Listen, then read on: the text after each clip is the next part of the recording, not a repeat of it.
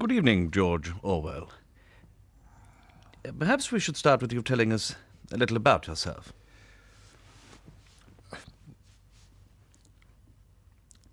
I like English cookery, English beer, French red wine, Spanish white wine, Indian tea, strong tobacco, coal fire, candlelight, and comfortable chairs. Go on. I dislike big towns, noise, the motor car, the radio, tinned food, and central heating. Interestingly... And modern furniture. Quite.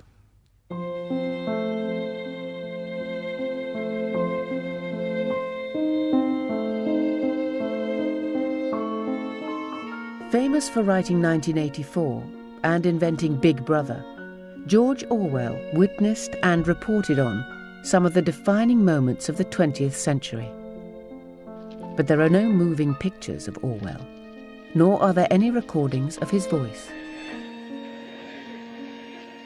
He did leave a vast written legacy, containing insights on everything from diet to revolution. It's this we used to create his life in pictures. The pictures are invented, but every statement Orwell utters is his own. In an early documentary, Orwell is an imperial policeman. In a film essay, he's a kitchen hand. Roughly speaking, the more one is obliged to pay for food, the more sweat and spittle one is obliged to eat with it. In newsreel, he's glimpsed as a freedom fighter. The perfect cup of tea. My own rules, every one of which I regard as golden. And war reporter. And enormous piles of rubble, out of which iron girders thrust themselves like sticks of rhubarb.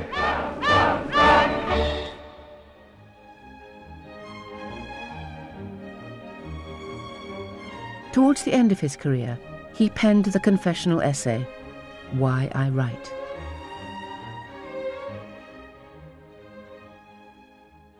All writers are vain, selfish, and lazy. And at the bottom of their motives there lies a mystery. And so you have no control over what you write.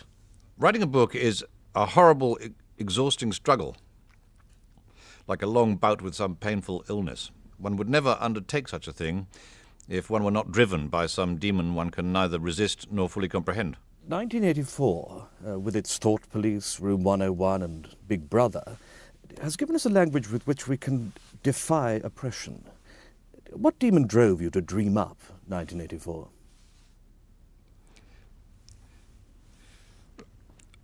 I do not think one can assess a writer's motives without knowing something of his early development. His subject matter will be determined by the age in which he lives. But before he ever begins to write, he will have acquired an emotional attitude from which he will never completely escape.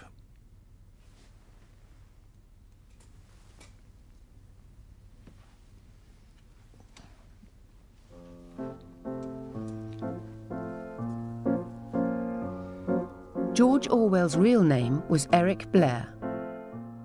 He was born on the 25th of June, 1903, into what he labelled the lower upper middle class. This mock Tudor villa in the Thames Valley was the Blair family home. He was only 8 when he was sent away to boarding school.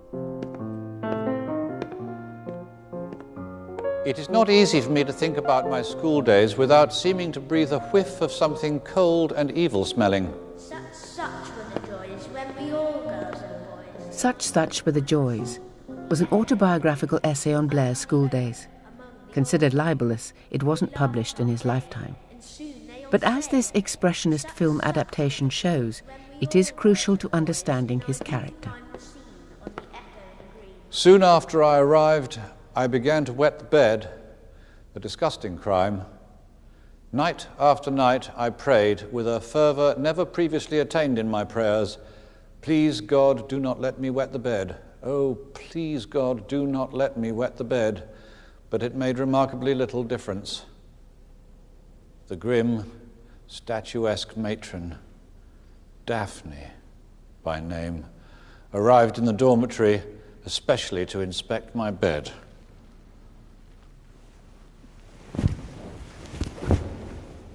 She pulled back the sheets, then drew herself up, and the dreaded words seemed to come rolling out of her like a peal of thunder. Report yourself to the headmaster after breakfast.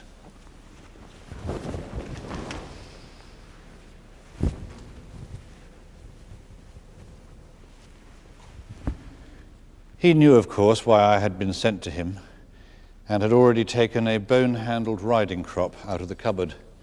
He read me a short but pompous lecture, seized me by the scruff of the neck, and began to beat me.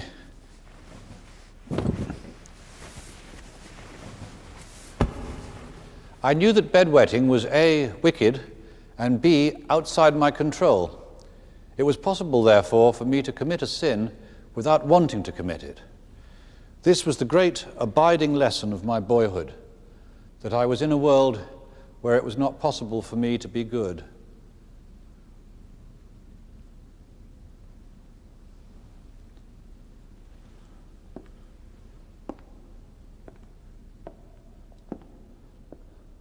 Eric Blair was instinctively rebellious and independent.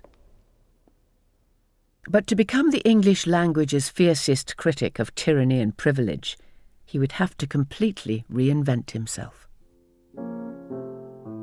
Later, I was educated at Eton. To me, in my boyhood, to children of nearly all families like mine, common people seemed almost subhuman. I was an odious little snob. But I was both a snob and a revolutionary. The writer Cyril Connolly was at Eton with Blair. He talked about those days to the television presenter Malcolm Muggeridge. If someone had said to you in those days, what do you think of that boy Blair, what would you have answered? He was always laughing and arguing and barracking and quibbling with people and heckling. Yes. And he seemed, like Socrates, to be constantly questioning everybody and everything they did or said, and always with this wheezy laughter. You think that, but God, I don't think you'd think it in 10 years' time, or if you hadn't got this or that, etc. He was a debunker before the word existed. After Eton, Blair and Connolly lost touch. Connolly, like most bright boys of his class, went to university. Blair went in search of tyranny, to which he was drawn like a moth to a flame.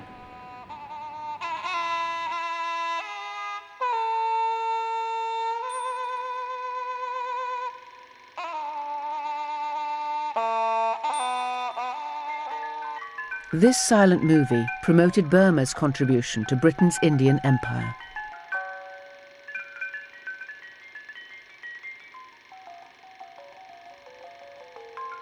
Made in the mid-20s, it was one of the earliest observational documentaries.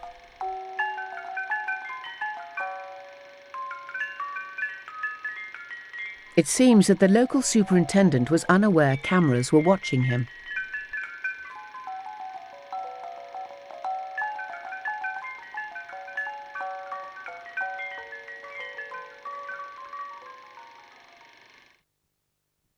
Shortly after I left school, I wasn't quite 20 years old then, I went to Burma and joined the Indian Imperial Police. Seen from the outside, the British rule in India appears benevolent, even necessary. But the truth is that no modern man, in his heart of hearts, believes it is right to invade a foreign country and hold the population down by force. But I was in the police, which is to say I was part of the machinery of despotism. I watched a man hanged once.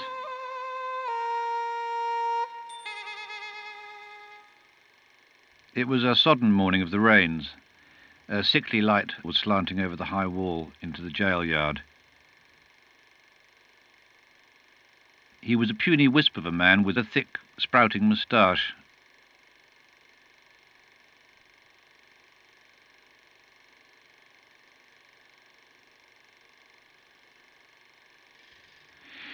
He walked clumsily with his bound arms, but quite steadily, and once, in spite of the men who gripped him by each shoulder, he stepped slightly aside to avoid a puddle on the path.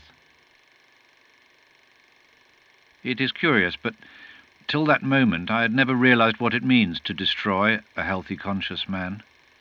When I saw the prisoner step aside to avoid the puddle, I saw the mystery, the unspeakable wrongness of cutting a life short when it is in full tide. This man was not dying. He was alive, just as we were alive. He and we were a party of men walking together, seeing, hearing, feeling, understanding the same world, and in 2 minutes, one of us would be gone.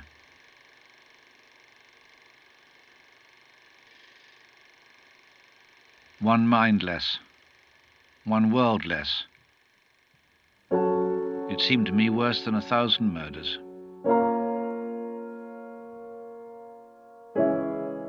I could not go on any longer serving an imperialism which I had come to regard as very largely a racket.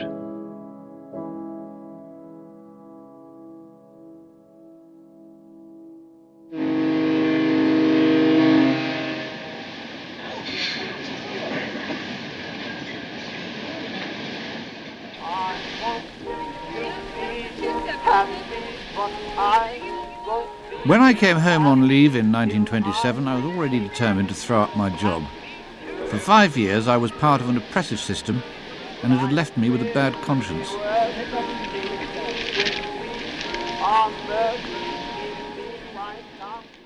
From a very early age, perhaps the age of 5 or 6, I knew that when I grew up I should be a writer.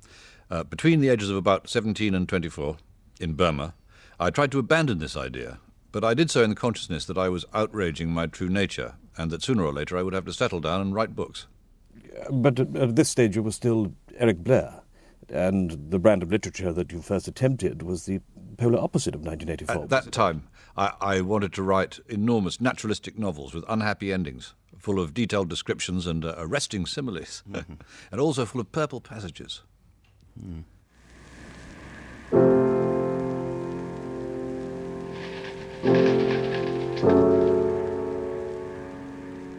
By the winter of 1928, after 6 months of writing, Blair hadn't sold so much as a sentence.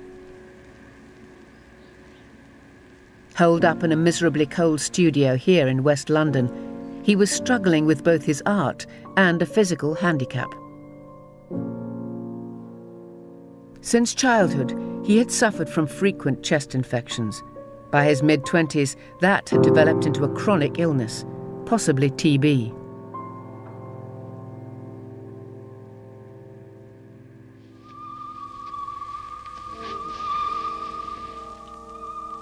In the 20s, fear of being quarantined kept many infected people from getting tested for TB. Tuberculosis killed thousands of Britons last year. From the few that did come forward, some were shanghaied into public information films that encouraged others to do likewise. Take this young man. Perhaps he's scrimped on heating coal, or he's been short of food lately. Anyway, an old cough has just got worse. Probably smoking too much, he would have joked to his mates. He was. Now let's have a look at his X-ray. You see that patch on the lung? That's evidence of tuberculosis. You'll have to go into hospital for treatment. I'll arrange that for you. It's what you must do when you come out that's so important. First you must get some light open-air job. Then you'll have to have a special diet. I'm sorry to have upset you. I can only do my job. Throughout his life, he ignored doctors' orders, especially if they got in the way of his writing.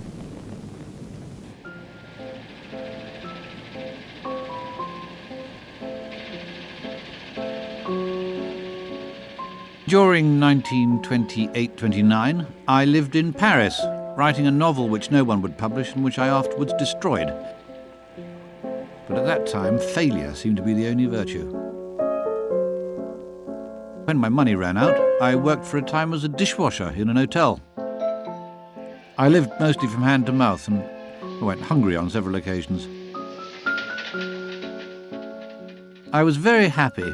Here I was at the lowest of the low, at the bedrock of the Western world.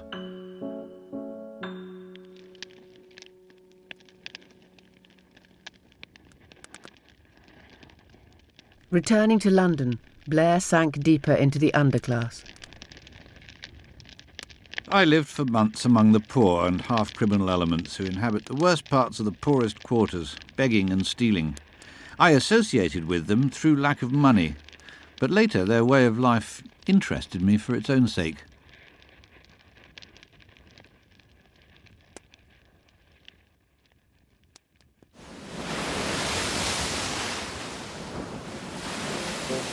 By his late 20s, he was writing and selling articles about life in the gutter. Ironically, this correspondent of the dispossessed was then living in genteel comfort with his parents in Southwold, a seaside resort in Suffolk. He gave up his job, which wasn't very well thought of in those days, you know. Once parents put one in something, one was expected to stay, but he came home. Disappointed. Disappointed more than anything. He tried to exploit his failure by writing a book about being a down and out. Working in secret, he spent 2 years on it.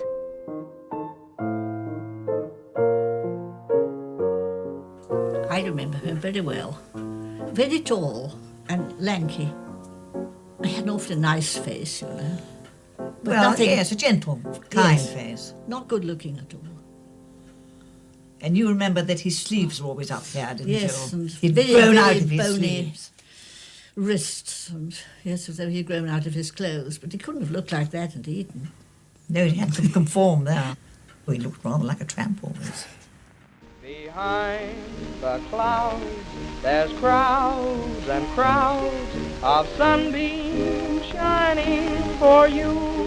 Blair's finished manuscript was sent to the left-wing publisher Gollancz. They described it as utterly disgusting, but socially important, and they agreed to put it out. Suddenly concerned for his parents' reputations, Blair devised a pseudonym. His new first name came from the king, his second from a local river. Mr. George Orwell. We at Gollancz have made this short film to introduce his first book, Down and Out in Paris and London. It's a record of his odyssey through the lawless underclass created by the unprecedented unemployment of many millions of working men.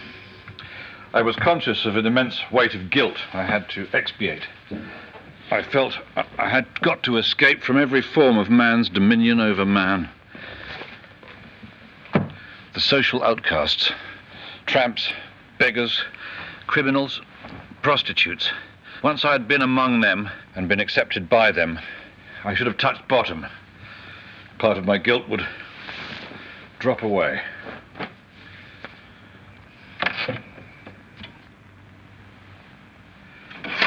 I've worn bad enough things before, but nothing at all like these. They have, how can one express it, a gracelessness, a patina of antique filth.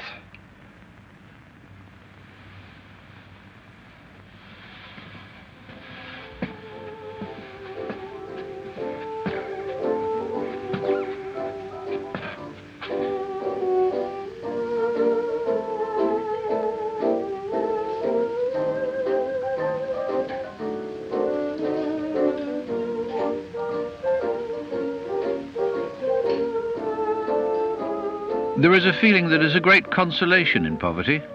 You have talked so often of going to the dogs, and, well, here are the dogs, and you've reached them, and you can stand it. It is a feeling of relief, almost of pleasure, at knowing yourself at last genuinely down and out. Reading Down and Out in Paris and London will change your life, because writing it has changed Mr. Orwell. I will never again think all tramps are drunken scoundrels, nor expect a beggar to be grateful when I give him a penny, nor be surprised when men out of work lack energy, nor refuse a handbill, nor enjoy a meal in a smart restaurant. That is a beginning,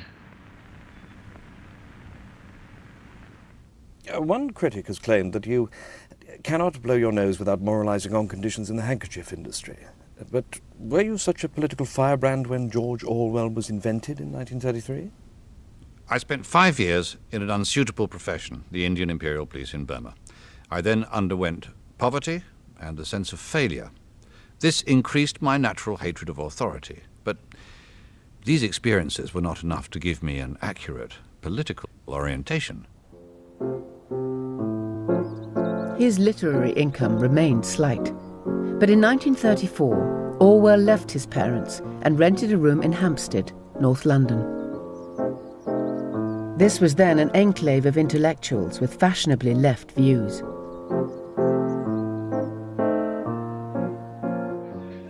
I knew that I had a facility with words and a power of facing unpleasant facts. Unfortunately, you do not solve the class problem by making friends with tramps. In the highbrow world, you get on, if you get on at all, by going to cocktail parties and kissing bums. One of Orwell's friends, whilst he was in Hampstead, was the anthropologist Geoffrey Gora. I would have said he was an unhappy man. He was fairly well convinced that nobody would like him, which made him prickly. The middle-class, bearded fruit juice drinkers are all for a classless society, so long as they see the proletariat through the wrong end of the telescope. Force them into any real contact with a proletarian, and they're capable of swinging back into the most ordinary snobbishness. Even so, it was at a party in this house that Orwell met Oxford graduate and trainee psychologist Eileen O'Shaughnessy. She had, according to admirers, eyes that danced. She was very pretty, very intelligent, very philosophical. She was very much interested in people. She was very much interested in everything. She was always thinking. I mean, her mind was working on those sort of things all the time. Within days of meeting Eileen, Orwell proposed, and though she knew very little about him, she didn't say no. Lettice Cooper was one of the few friends to whom Eileen spoke about her feelings for Orwell. She thought he was a very good writer, but I wouldn't say she took him seriously. She was very much amused often at things he said and did. He was very often thinking about something else. I mean, he was in a kind of world of his own half the time. But I think he loved her.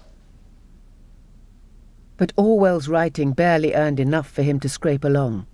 There wasn't enough for two. To cover the rent, he was working part-time in a bookshop, a job he was later invited to celebrate. Bookshop Memories wasn't what anyone expected. In a town like London, there are always plenty of not quite certifiable lunatics walking the streets, and they tend to gravitate towards bookshops.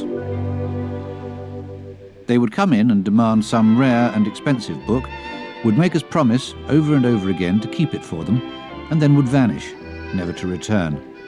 Many of them, of course, were unmistakable paranoics.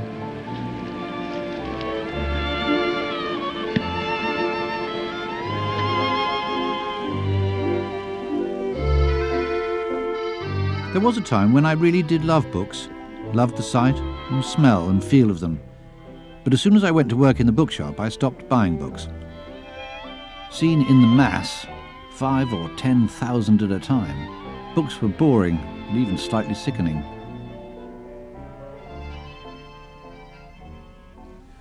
Even the inanimate world was against him. He was awfully likely to knock things off tables, to trip over things. I mean, he was a gangling, physically badly coordinated young man. After just over a year there, Orwell resigned from the bookshop. To suppress my snobbishness, I have got to alter myself so completely that at the end I should hardly be recognisable as the same person. And he needed money to marry Eileen. I couldn't afford a ring, except perhaps a Woolworths one. Gollancz offered him a potentially lucrative assignment to travel into industrial Britain and report on the distress of the working class.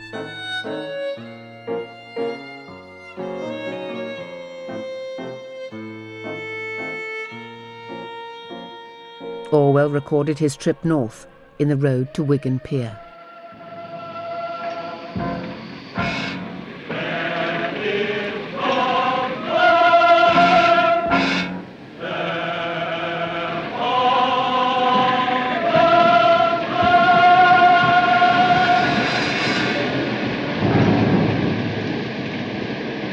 A key set piece in the road to Wigan Pier is Orwell's first trip down a mine.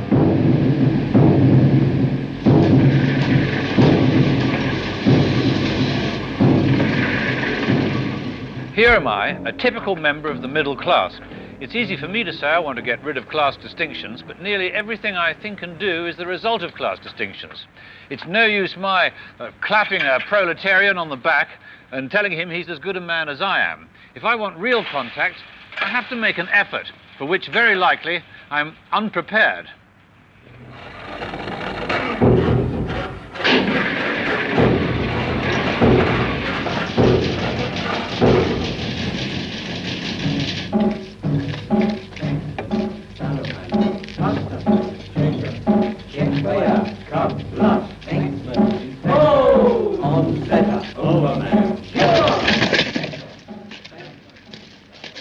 I am handicapped by being exceptionally tall. You've got to not only bend double, but also keep your head up all the while so as to see the beams and girders and dodge them as they come. You have, therefore, a constant crick in the neck, but this is as nothing compared to the pain in your knees and thighs.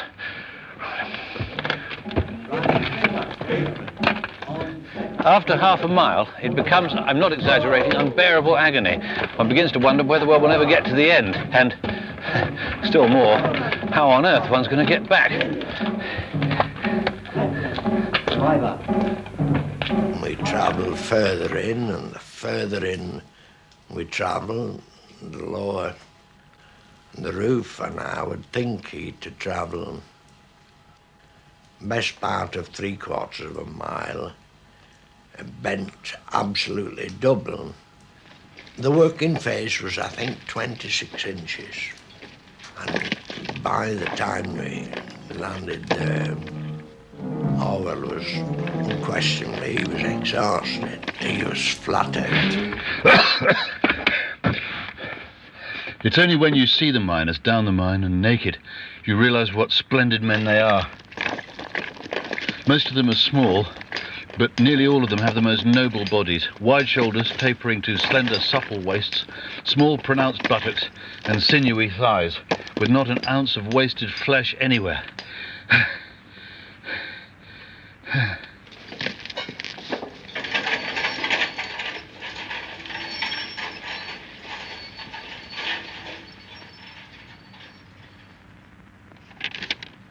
All of us really owe the comparative decency of our lives to poor drudges underground, blackened to the eyes, with their throats full of coal dust, driving their shovels forward with arms and belly muscles of steel.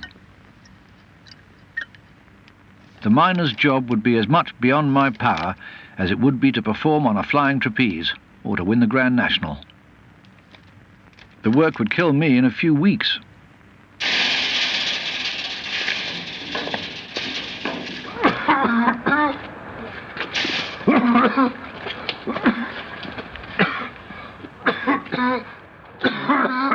The day after going down the mine, Orwell staggered west to Liverpool to visit a friend, Mary Diner. He was a strange figure. No overcoat, no hat, no bag, and a threadbare coat, standing there and shivering. He was actually shivering from head to foot. Well, he collapsed. Well, not quite collapsed, but as near as made no matter. So my husband and I, we got him to bed as quickly as we could, and he was really very ill. But within days, Orwell was back on his feet. His mission now carried him into the industrial slums of South Yorkshire. Sheffield, I suppose, could justly claim to be the ugliest city in the old world. Its inhabitants, who want it to be preeminent in everything, very likely do make that claim for it.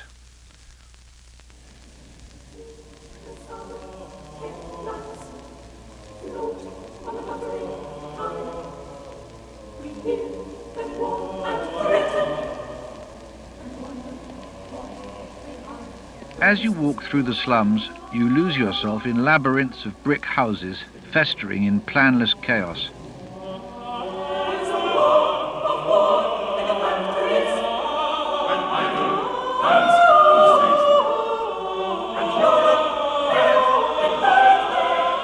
The interiors of the houses are all the same.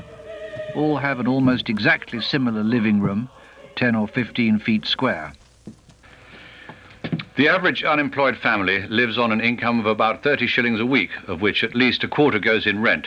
It is worth considering in some detail how the remaining money is spent.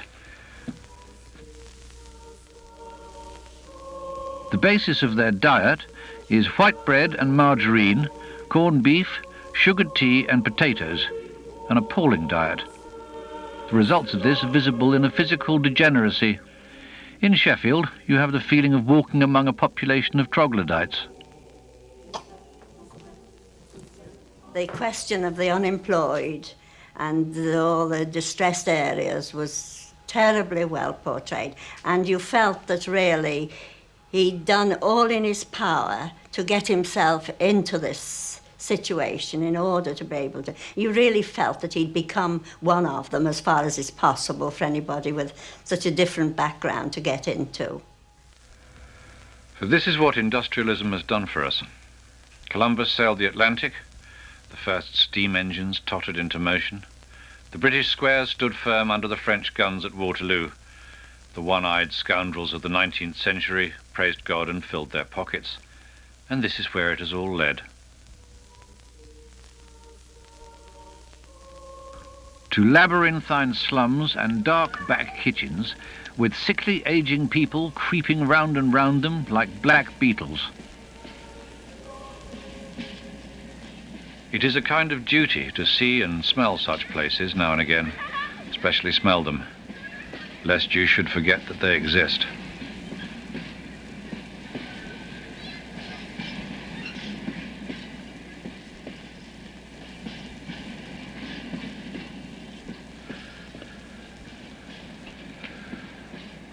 At the back of one of the houses, a young woman was kneeling on the stones, poking a stick up the leaden waste pipe which ran from the sink inside and which I suppose was blocked. I had time to see everything about her. Her sacking apron, her clumsy clogs, her arms reddened by the cold. She looked up and I was almost near enough to catch her eye. She had a round, pale face, the usual exhausted face of the slum girl who is 25 and looks 40 thanks to miscarriages and drudgery. And it wore, for the second in which I saw it, the most desolate, hopeless expression I've ever seen. We are mistaken when we say it isn't the same for them as it would be for us. For what I saw in her face was not the ignorant suffering of an animal. She knew well enough what was happening to her. Understood as well as I did how dreadful a destiny it was to be kneeling there in the bitter cold on the slimy stones of a slum backyard, poking a stick up a foul drain pipe.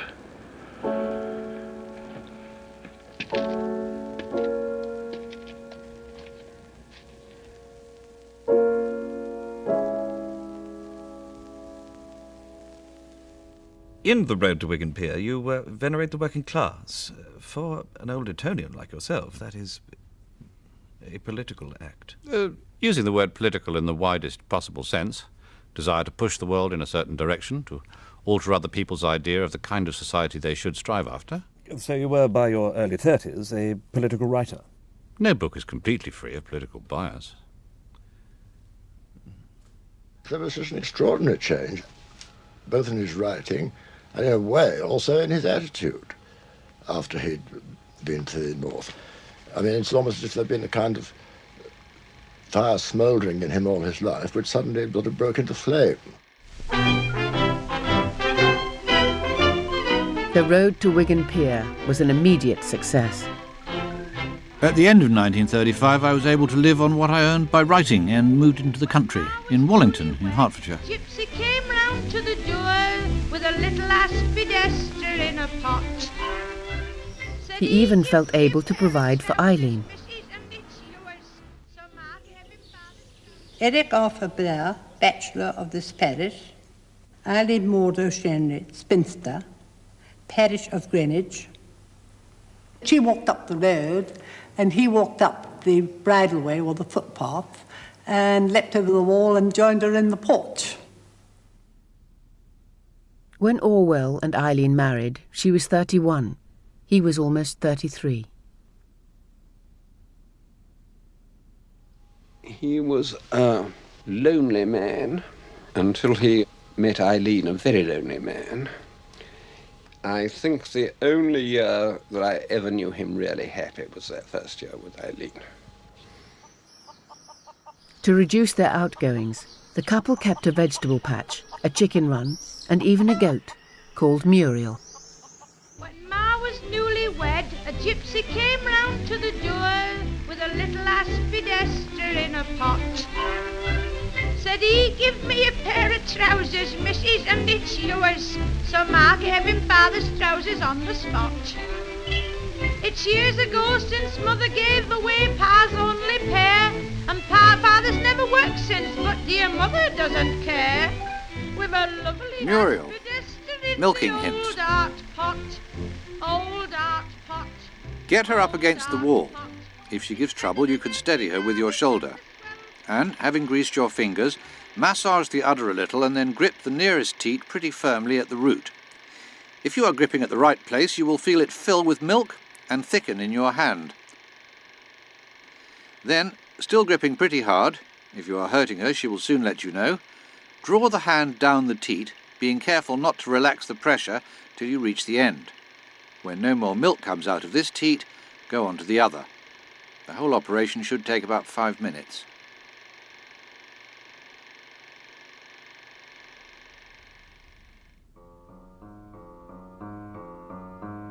But that Christmas, Muriel lost her milker. Once again, he had gone off in search of tyranny.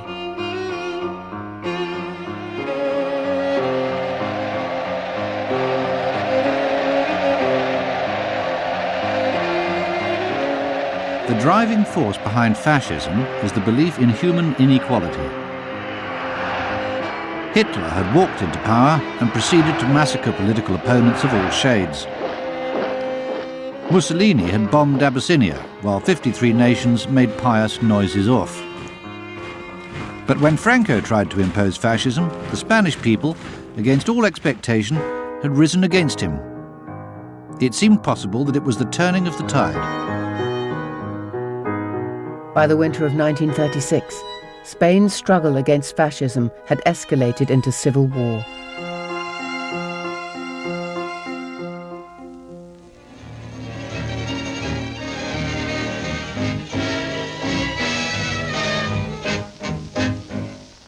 These actual pictures of the Spanish Civil War tell a story of graphic violence.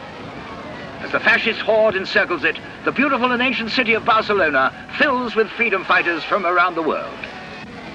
Our roving reporter spoke to one heroic Briton. I have come to Spain to fight fascism. After all, there are not such a terrific lot of fascists in the world, so if we each shoot one of them...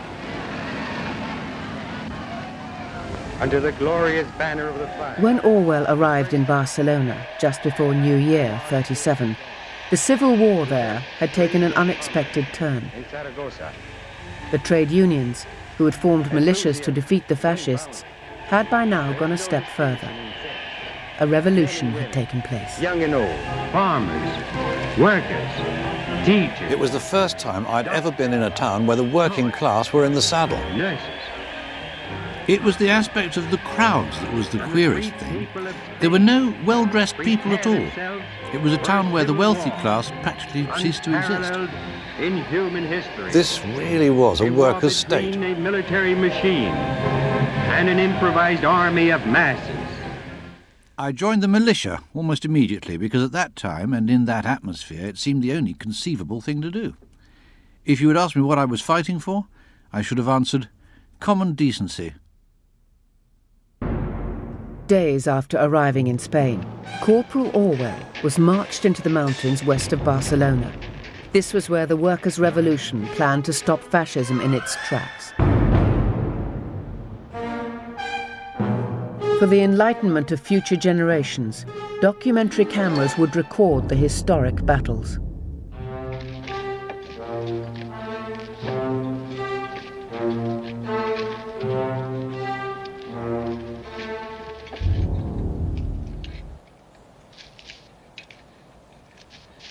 Nothing happened. Nothing ever happened. In nearly 3 weeks, I'd fired just 3 shots at the enemy. They say it takes 1,000 bullets to kill a man. But at this rate, it would take 20 years before I killed my first fascist. All true tea lovers like their tea strong. 6 heaped teaspoons should be about right. Now, no strainers or bags to imprison the tea. Actually, one can swallow tea leaves in considerable quantities without any ill effect.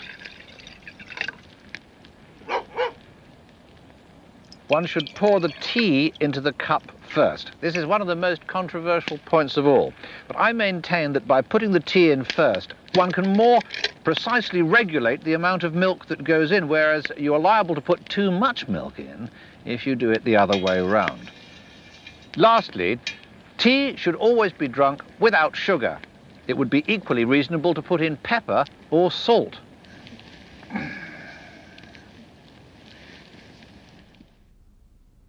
After 4 months at the front, Orwell was granted leave to visit Barcelona.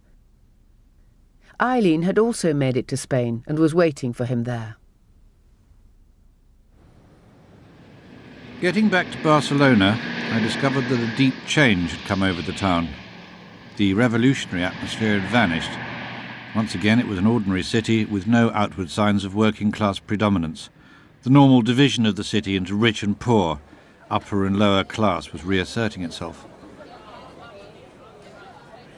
And the people responsible? The communists.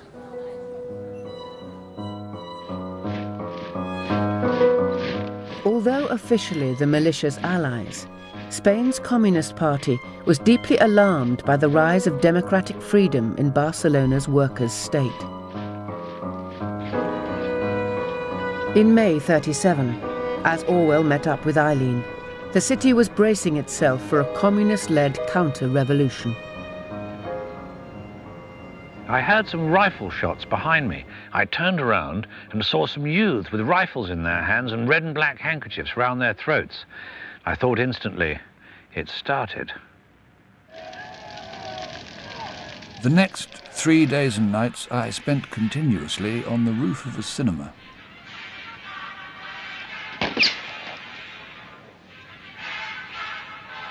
I was in no danger. I suffered nothing worse than hunger and boredom.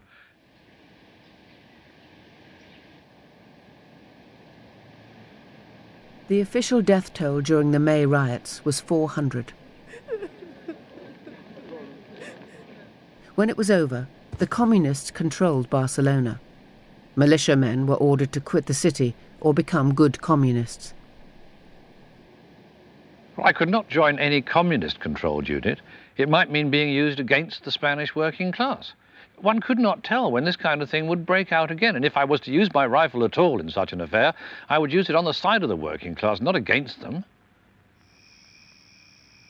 Orwell returned to his militia unit at the front. At dawn, on the 20th of May, Orwell relieved his American colleague Harry Milton from guard duty. It was a beautiful sunrise. He stuck his head over the parapet, which was very dangerous. Then I heard a shot, and he toppled over. I put his head in my arms, and when I put my hand under his neck, there was a puddle of blood. He was shot through the neck. The bullet passed right through, just missing a major artery. Weakened by TB, Orwell was very vulnerable to severe trauma. A year later, he was still recuperating in a British sanatorium. Oh, the whole experience of being hit by a bullet is very interesting. In fact, I think it's worth describing in some detail. Roughly speaking, it is the sensation of being at the centre of an explosion. A loud bang, and then a blinding flash of light all around me, and I felt a tremendous shock. No pain, just a violent shock, such as you get from an electric terminal. With it, a sense of being stricken and shriveled up to nothing.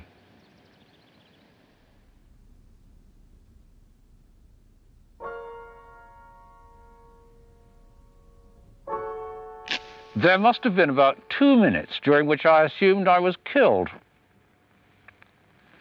which was interesting. My first thought, conventionally enough, was for my wife. My second thought was a violent resentment at having to leave this world, which, when all is said and done, suits me so well. The stupid mischance of it infuriated me, the meaninglessness of it.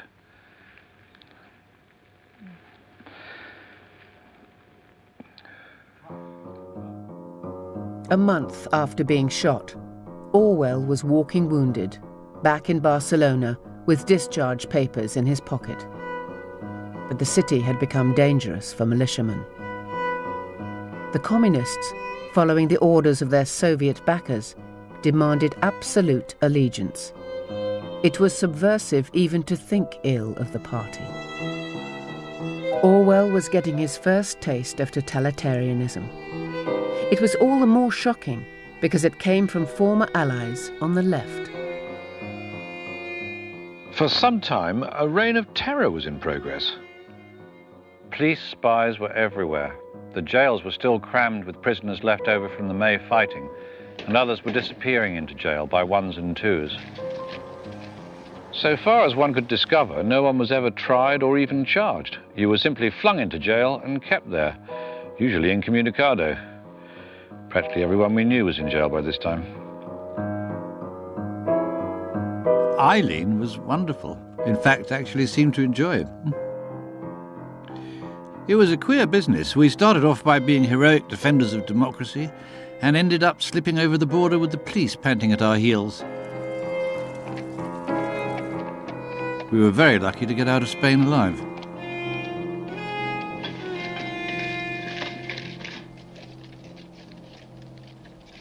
The Spanish War turned the scale, and thereafter I knew where I stood. Every line of serious work that I've written since 1936 has been written, directly or indirectly, against totalitarianism. In a more peaceful age, I might have written ornate or merely descriptive books. As it is, I've been forced into becoming a sort of pamphleteer.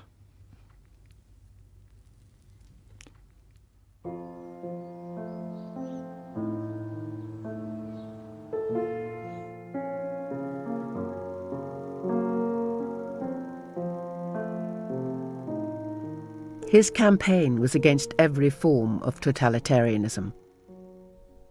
But Orwell was not fully fit again until 1939. By then, Franco had won the Spanish Civil War, and Nazi Germany was threatening much of Europe. It was a time for art to be anti-fascist.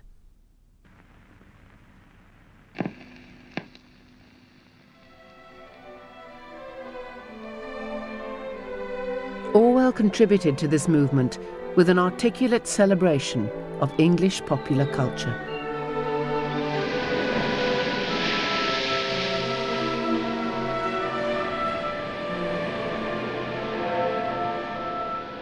I believe in England.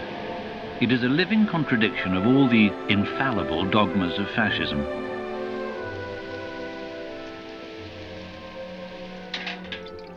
A minor English trait, which is extremely well marked, though not often commented on, is a love of flowers. It is found in people who have no aesthetic feelings. What it does link up with, however, is another English characteristic which is so much a part of us that we barely notice it, and that is the addiction to hobbies and spare time occupations. The privateness of English life.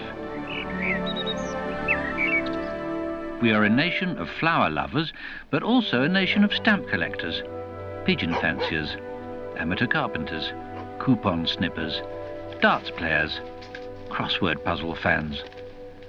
All the culture that is most truly native centres around things which, even when they are communal, are not official. The pub, the football match, the back garden, the fireside, and the nice cup of tea.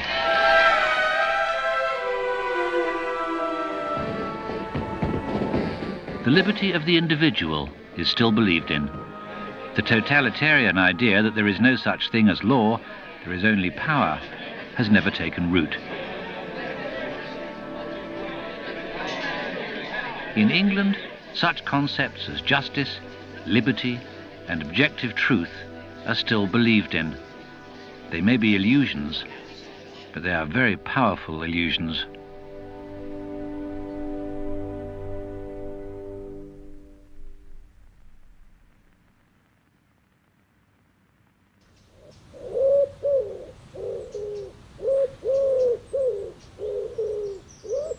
In September 1939, Britain declared war on Nazi Germany. To improve understanding of the conflict, Orwell volunteered for a public debate. To speak against the war, we have here tonight the writer and critic Derek Savage, as well as the poet and sexologist Alex Comfort. Making the case against them is George Orwell. Pacifism is objectively pro-fascist. This is elementary common sense. If you hamper the war effort of one side, you automatically help that of the other. In practice, he who is not with me is against me. Fascism is not a force confined to any one nation. We're just as likely to find it here as anywhere else. The characteristic markings of fascism are curtailment of individual liberties, the abolition of private life and private values. These are all tendencies of present-day Britain. The pacifist is opposed to all of these and might therefore be called the only genuine anti-fascist. If Mr. Savage and others imagine that one can somehow overcome the German army by lying on one's back, let them continue to imagine that, but let them also wonder occasionally if this is not an illusion due to security, too much money, and a simple ignorance of the way things actually happen. There are innumerable reasons why war should be opposed. The chief reason is the diabolical nature of modern warfare. The idea... Diabolical repercussions. The idea that one can somehow remain aloof from and superior to the struggle while living on food that British sailors have had to risk their lives to bring us is a bourgeois illusion based on security and money. Mr. Orwell is intellectual hunting again. He's made the discovery that almost every writer under the age of 30 in this country already has their feet on the slippery slope towards fascism. Whilst we all know Mr. Orwell to be a preacher of the doctrine of physical courage as an asset to the left-wing intellectual. Despotic governments can stand moral force till the cows come home. What they fear is physical force.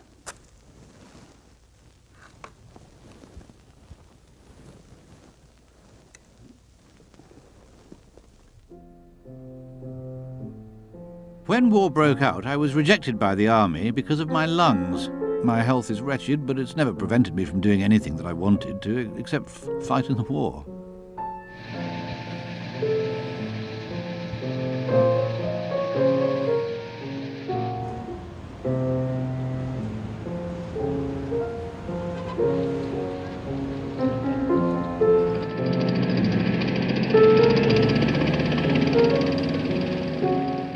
Orwell blamed the German victories at the start of the war on Britain's ruling class.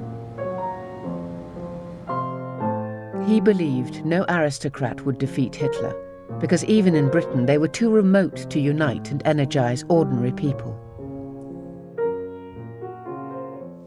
Hello. It is almost certain that England will be invaded during the next few days or weeks. And I want to talk to you about how we at home can most effectively respond to this threat. Our slogan should be, arm the people. When the government created a civil defence force, the Home Guard, within 24 hours, 250,000 men enlisted. You are a new corps, a corps with its traditions to make. But you have already got your motto, and your motto is, kill the Boche. Sergeant Orwell was keen as mustard. Eileen told a friend that she could bear the machine gun under their bed, but that the grenades on the mantelpiece were too much. Firearms. Everybody should have one and know how to use and clean it. It might just save your life, but more importantly, there's nothing that demoralizes an invading soldier more than being shot at. Hand grenades. These will be absolutely necessary if enemy parachutists with machine guns manage to establish themselves in our large towns. Which brings me to street fighting. Next time you're outdoors, take a look at an ordinary street. Note the many examples of cover available: dustbins, pillar boxes, street lamps, etc. Also, take a look at houses. Imagine attacking one. What would be the best way in? Remember, it's almost always best to go in from the roof. Imagine the demoralizing effect of attack from above. And never forget, it's always easier to throw a bomb downstairs than up. As well as practical advice, Orwell outlined a political role for the Home Guard.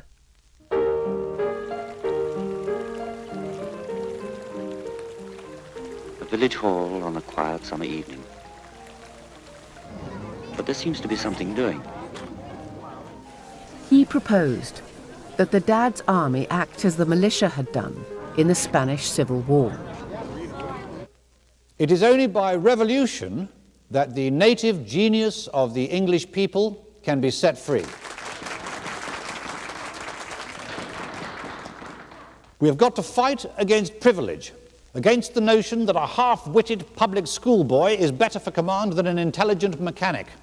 We have got to break the grip of the moneyed class as a whole. There will be a bitter political struggle. At some point or other, it may be necessary to use violence. We shall have to fight against bribery, ignorance, snobbery. The bankers and larger businessmen, the landowners and dividend drawers, the officials with their prehensile bottoms will obstruct for all they are worth. But the chances are the will of the majority will prevail. We are in a strange period of history in which a patriot has to be a revolutionary, and a revolutionary has to be a patriot. Temple, it was your idea. I find him a very exciting person to meet, who said what I would like to have said. Idealistic and young, David Astor became a loyal supporter of Orwell. He really saw things in a way that I felt I instinctively reacted to as being right. It was his sort of counterpoint to Churchill's speeches. It was sort of his reason why he wanted to fight the war and why he liked Britain and what he thought its future should be.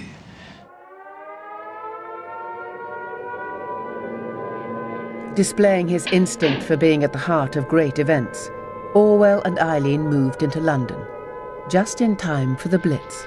Oh, Danny boy, the pipes are calling. From glen to glen, and down the mountainside. During the war, he said to me how much he hated London, but he said, of course, you can't leave when people are being bombed to bits all around you. 'Tis you I must hold, and I must hide. The novelist Julian Simmons became one of Orwell's closest friends during the war. There was something both very friendly about Orwell when you met him, but also something very remote. He was a kind of permanent outsider. And his behaviour was sometimes absurd in what I found an endearing way. Like at our lunches, there would always be on the menu perhaps some really quite good bit of food, like, say, liver and bacon. Orwell would never have that. What he would go for would be the victory pie, which was practically uneatable, and he would eat it quite zestfully and say with, in a rather happy way, you won't get anything better than this nowadays. King and Queen in London continue the inspection of the areas which have suffered in the nightly bombing of the capital. What he called the we're all in it together mood of 1940 forced Orwell to change his attitude to his compatriots. I fell into the trap of assuming that the war and the revolution are inseparable. Now, I have to admit that I was grossly wrong in my analysis of the situation. It would be absurd to imagine that Britain is on the brink of revolution. Churchill boasted that the motto of the British people was business as usual. Orwell was both frustrated and charmed by this lack of reaction. He was concerned about the future.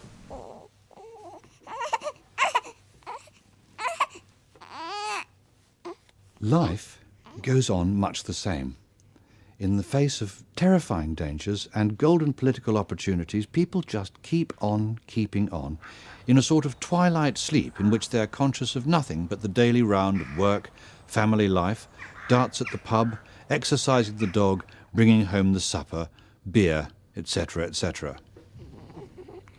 And the Home Guard. It is so very typical of Britain that this vast organisation has had absolutely no conscious political development at all. It has not developed into the People's Army, like the Spanish militias. It is held together by no political creed, but by inarticulate patriotism.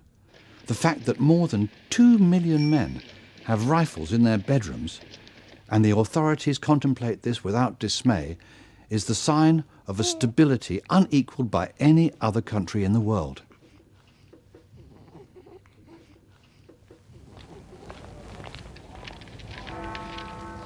In 1941, Orwell, having abandoned hope of revolution, even put aside his quest for truth. He joined the Ministry of Information's propaganda unit, the BBC. He would produce and present a radio show for listeners in India.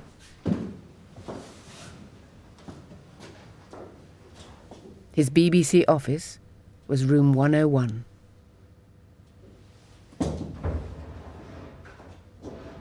He certainly thought that propaganda machines are propaganda machines, and he didn't like being part of one. On the other hand, he accepted that a war required all this apparatus.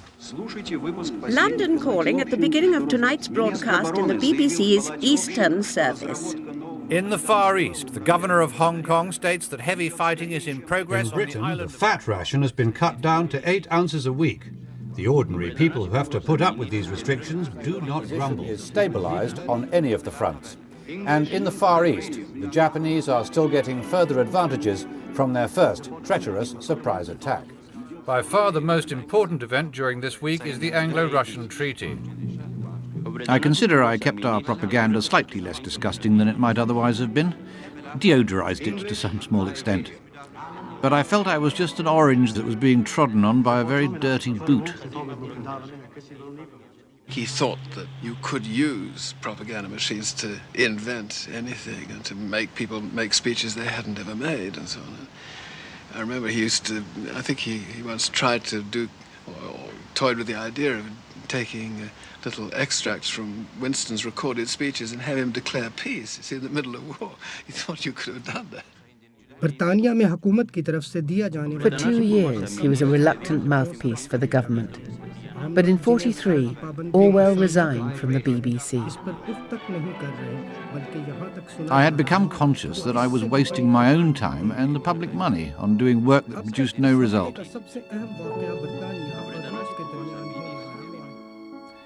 I felt that by going back to my normal work of writing, I could be more useful.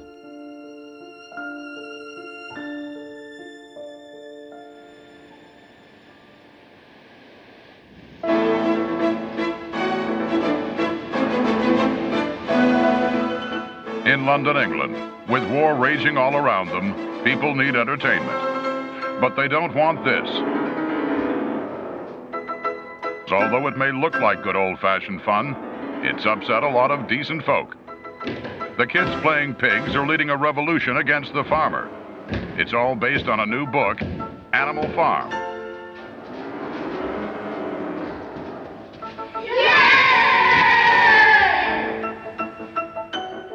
In an exclusive interview, its author, Brit George Orwell, gives us the lowdown on this showdown hoedown.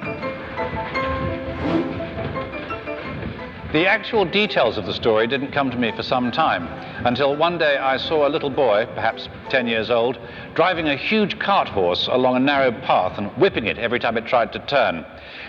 It struck me that if only such animals became aware of their strength, we would have no power over them, and that men exploit animals in much the same way that the rich exploit the proletariat. So it's the Russian Revolution in a barnyard. And Orwell pulls no punches. His pigs betray their own rebellion and start to rule like the human they overthrew. What he's trying to tell us is that the Russian communists can't be trusted, just when we've learned to get along with them. Only recently, the leaders of Britain, America, and Russia enjoyed a friendly supper party.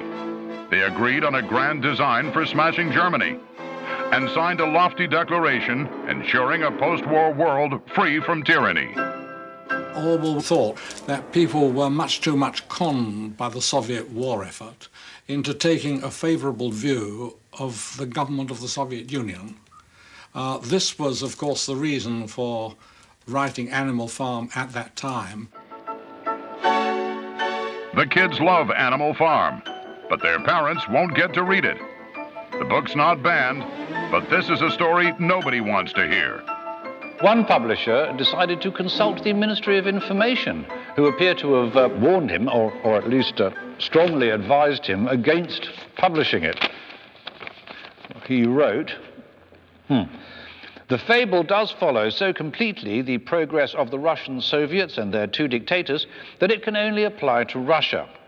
It would be less offensive if the predominant caste in the fable were not pigs. I think the choice of pigs as the ruling caste will no doubt give offense to many people, and particularly to anyone who is a bit touchy, as undoubtedly the Russians are." Orwell says he won't keep quiet, even if the rest of his country wants him to. Circus dogs jump when the trainer cracks his whip, but the really well-trained dog is the one that turns his somersault when there is no whip. And that is the state we have reached in this country, thanks to 300 years of living together without a civil war.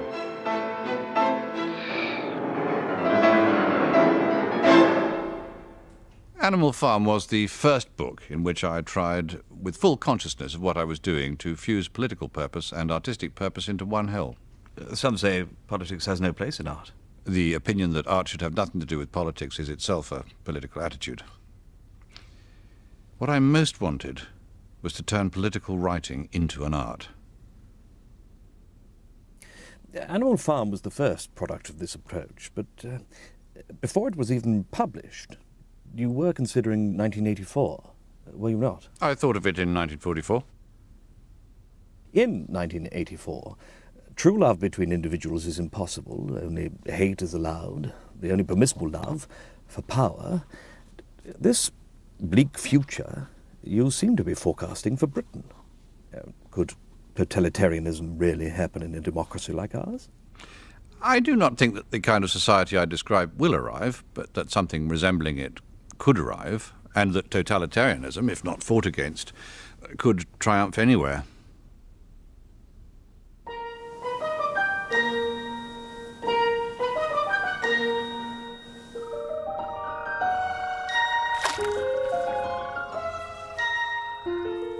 Before the swallow, before the daffodil, and not much later than the snowdrop, the common toad salutes the coming of spring after his own fashion, which is to emerge from the hole in the ground where he's lain buried since the previous autumn and crawl towards the nearest suitable patch of water.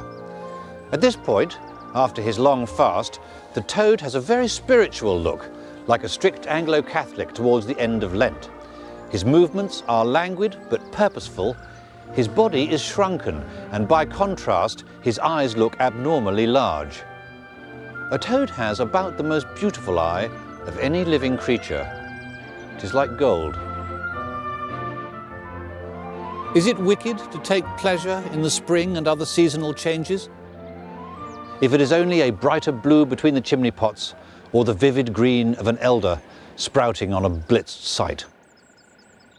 People, so the thinking runs, ought to be discontented, and it is our job to try and multiply our wants, rather than to increase the enjoyment of the things we already have. And yet, if we kill all pleasure in the actual process of life, what sort of a future are we preparing for ourselves? If a man cannot enjoy the return of spring, why should he be happy in a labour-saving utopia? I think that by retaining one's childhood love of such things as trees, fishes, butterflies, and, to return to my first instance, toads, one makes a peaceful and decent future a little more probable.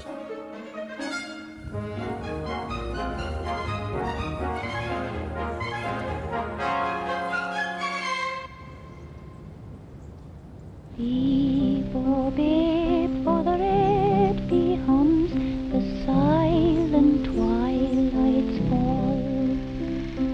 Beep, oh, In June 1944, we adopted a little boy, aged 3 weeks. His names are Richard Horatio. oh, my child, my joy. She was a bit uneasy, for fear she couldn't love it enough. She was afraid, see, as it wasn't her own, she might not be able to give it everything it ought to have. But then it was there, 3 weeks old, in the hospital, and they were wanting it. And she went and took it home. And they were both delighted with him. Dusk is drawn. However, within months of establishing his happy family, Daddy was off again.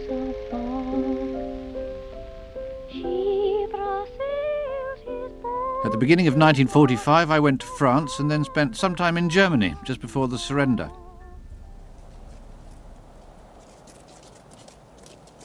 There are still 100,000 Germans living among the ruins of Cologne. The whole central part of the city is simply a chaos of jagged walls, overturned trams, shattered statues, and enormous piles of rubble. It is queer to think that these are the people who once ruled Europe from the Channel to the Caspian Sea, and might have conquered our own island if they'd known how weak we were.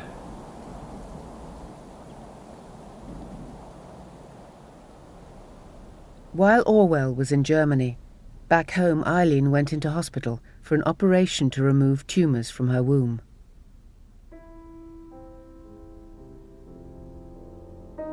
She wrote to Orwell from her hospital bed. Dearest, I'm just going to have the operation, already injected with morphia. This is a nice room. Can see the garden. Not much in it except daffodils, but a nice little lawn. My bed isn't next the window, but it faces the right way. I also see the fire clock. There the letter ended. Eileen died as a result of the anaesthetic.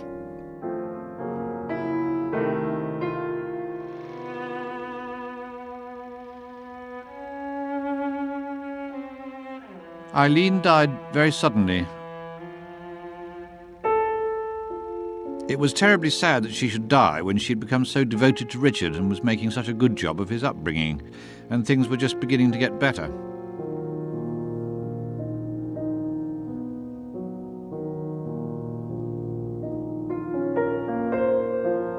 I felt so upset at home that I thought I would rather be on the move for a bit and do some more reporting.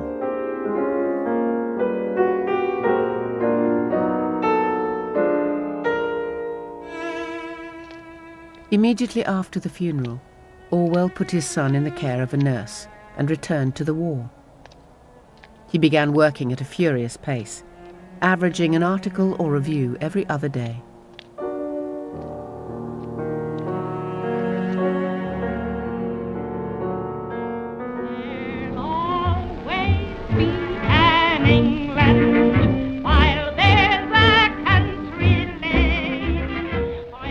The war in Europe ended only 6 weeks after Eileen died.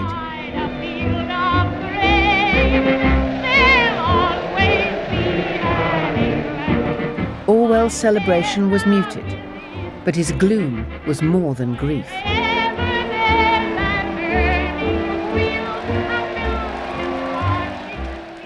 To defeat fascism, People had learnt to live with less freedom. He thought this left them vulnerable to other types of tyranny.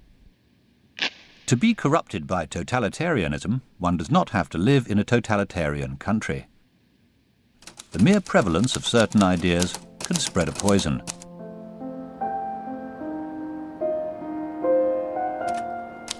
And if thought corrupts language, language can also corrupt thought. Defenseless villages are bombarded from the air, the inhabitants driven out into the countryside. This is called pacification. When one watches some tired hack on the platform mechanically repeating the familiar phrases, blood-stained tyranny, free peoples of the world, stand shoulder to shoulder, one often has a curious feeling that one is watching some kind of dummy. The appropriate noises are coming out of his larynx, but his brain is not involved. This reduced state of consciousness, if not indispensable, is at any rate favourable to political conformity. Maybe I am pessimistic, but at the same time there is not too much cause for optimism in the world today. This strange, gentle, critical, cynical personality comes out completely in the way he writes as in the way he talks. And this pessimism of his, I think, is peculiar to him. And I'd like to say that this I noticed always in him as a boy, too. It's a bracing pessimism, a feeling that once you admit the worst, everything's a bit more fun all round. And therefore you almost seek out the worst.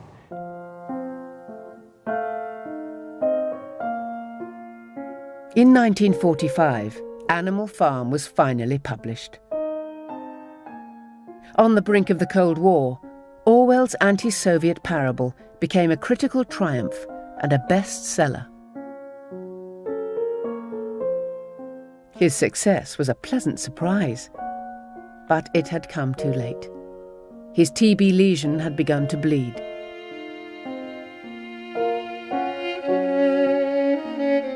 Having met her on the stairs to his London flat, he wrote to his young neighbour, Anne Popham. "There is no knowing how long I shall live, but what I am really asking you is, would you like to be the widow of a literary man? If things remain as they are, there is a certain amount of fun in this, as you would probably get royalties coming in, and you might find it interesting to edit unpublished stuff, etc.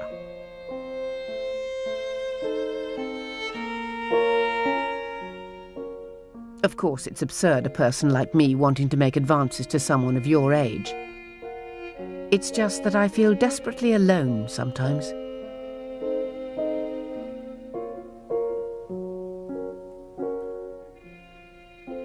Anne Popham turned him down, as did Celia Paget, and Cyril Connolly's assistant, Sonia Brownell, though she remained in touch, even when Orwell, accompanied by a housekeeper and his young son, quit London altogether.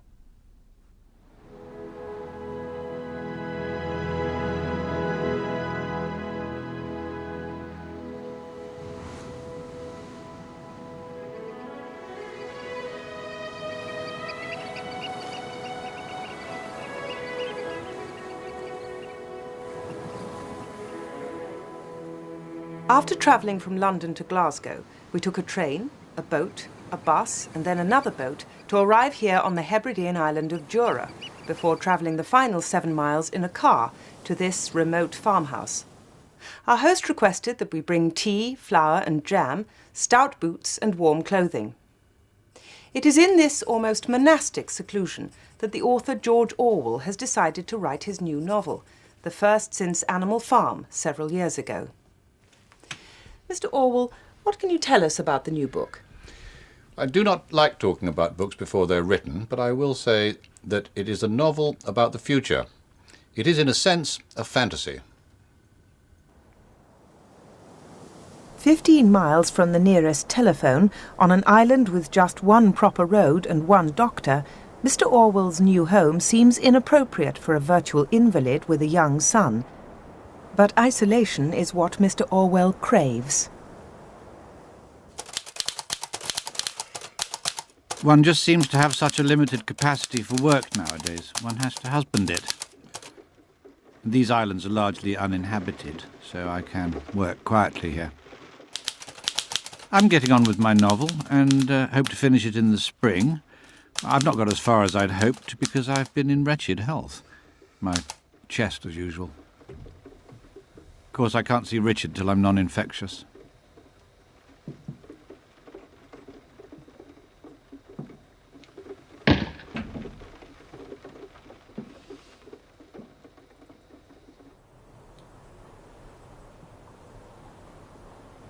The novel Orwell went to the Isle of Jura to write was 1984. For this final attack on totalitarianism, he drew on his entire life.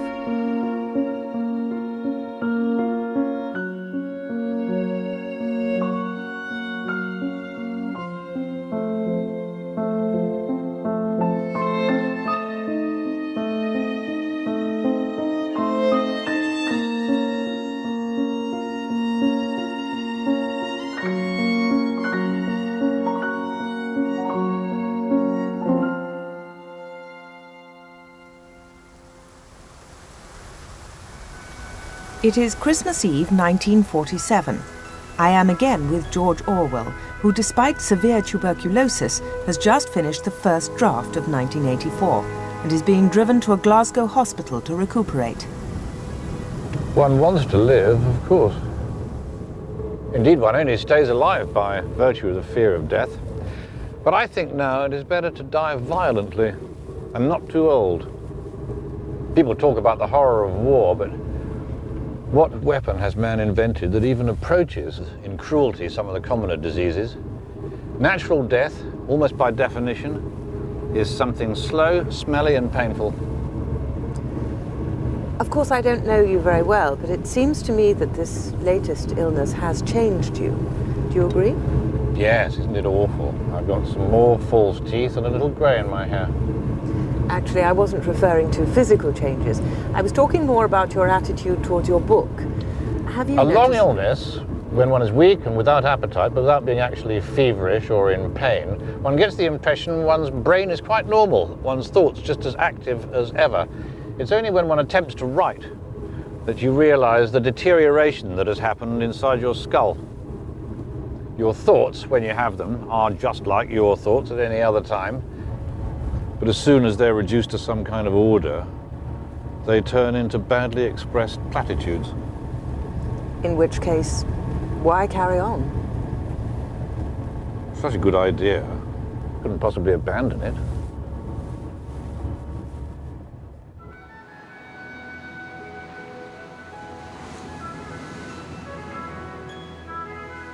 Returning to Jura in the spring of 1948, almost a year after my first visit, I find Mr. Orwell back from hospital and working on the final draft of 1984.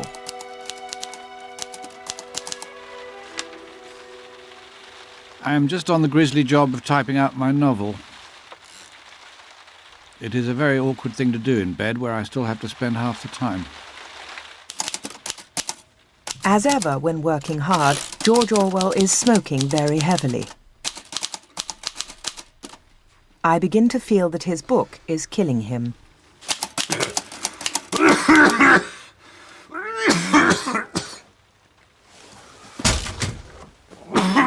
Days after typing up the final draft of 1984, Orwell collapsed again. He was rushed first to a hospital in southern England, then up to London.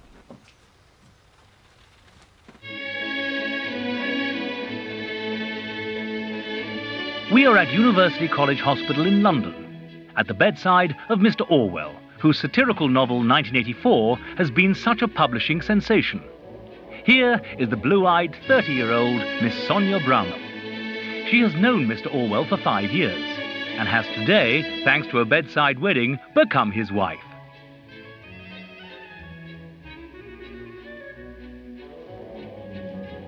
The newlyweds hope that Mr. Orwell will soon be well enough to leave hospital so they can go abroad.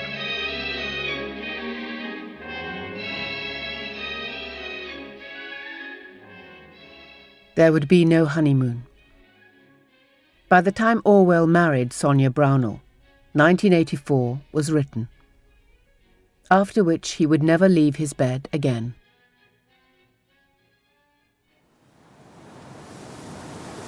But he left one final warning. 1984 is, I believe, a quite terrifying masterpiece. So terrifying, in fact, I don't think I should like to read another like it. I am not absolutely dissatisfied with it. I think it is a good idea, but the execution would have been better if I had not been under the influence of TB when I wrote it. You once claimed that you have an ability to face unpleasant facts. Is that what you've demonstrated in 1984 by drawing an accurate portrait of the future? I think that allowing for the book being, after all, a parody, something like 1984 could actually happen. This is the direction the world is going in at the present time. In our world, there will be no emotions except fear, rage, triumph and self-abasement. The sex instinct will be eradicated. We shall abolish the orgasm. There will be no loyalty except loyalty to the party. But always there will be the intoxication of power. Always, at every moment, there will be the thrill of victory, the sensation of trampling on an enemy who is helpless. If you want a picture of the future, imagine a boot stamping on a human face forever. The moral to be drawn from this dangerous nightmare situation is a simple one. Don't let it happen. It depends on you.